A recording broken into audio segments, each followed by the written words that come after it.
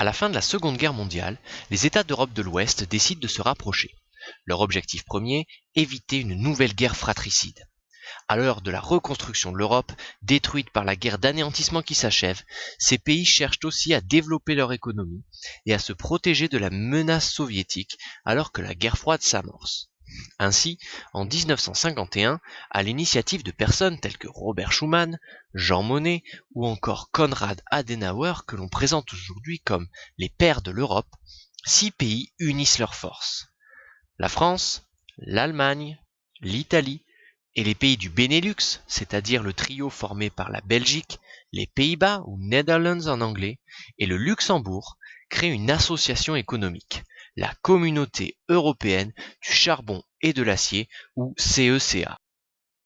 6 ans plus tard, en 1957, les 6 États de la CECA, désireux de renforcer leur union, signent les traités de Rome qui font notamment la Communauté économique européenne, ou CEE.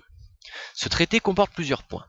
Il prévoit d'abord la libre circulation des biens, des capitaux et des personnes à l'intérieur de la communauté, comme s'il s'agissait d'un même pays. Par conséquent, leurs citoyens vont pouvoir vivre, travailler, étudier dans n'importe quelle partie de la communauté. Ce traité prévoit aussi la mise en place d'une frontière commune entre ces pays, renforçant la cohésion entre ses membres. Enfin, il envisage des politiques économiques communes dans des domaines stratégiques comme l'agriculture ou les transports. C'est donc dans des racines avant tout économiques que cette union d'États prend naissance. À partir des années 1970, la CEE attire et elle entame un processus d'élargissement à de nouveaux États du continent européen. Ainsi, en 1973, elle s'ouvre au Royaume-Uni, à l'Irlande et au Danemark. En 1981, c'est la Grèce, tout juste sortie de la dictature des colonels, qui rejoint la communauté.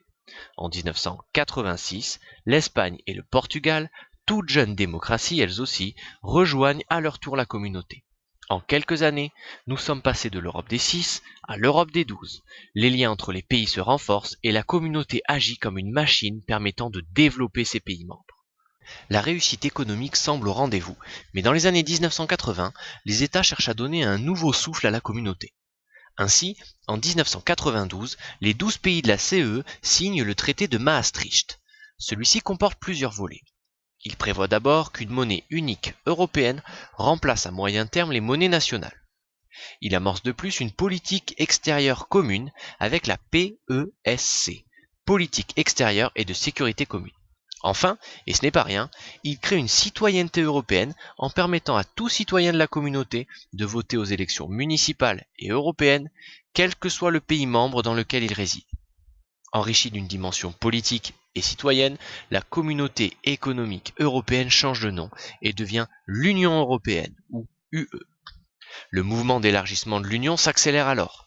En 1995, l'Autriche, la Suède et la Finlande intègrent l'UE. Ce sont des pays riches et démocratiques qui remplissent aisément les conditions d'adhésion. Dans le même temps, plusieurs pays de l'ancien bloc communiste qui s'est effrité dès la chute du mur de Berlin en 1989 et véritablement effondré en 1991, ces pays se portent aussi candidats et les négociations avec l'Union européenne commencent. En 2002, la nouvelle monnaie européenne, l'euro, est mise en circulation, mais certains pays de l'Union, comme le Royaume-Uni, refusent d'abandonner leur monnaie nationale. En 2004, 5e élargissement, et gros coup d'accélérateur puisque ce sont 10 pays, essentiellement de l'Europe de l'Est, qui rejoignent l'Union. Ils sont à leur tour rejoints en 2007 par la Roumanie et la Bulgarie. Enfin, le 1er juillet 2013, la Croatie devient le 28e pays de l'Union européenne.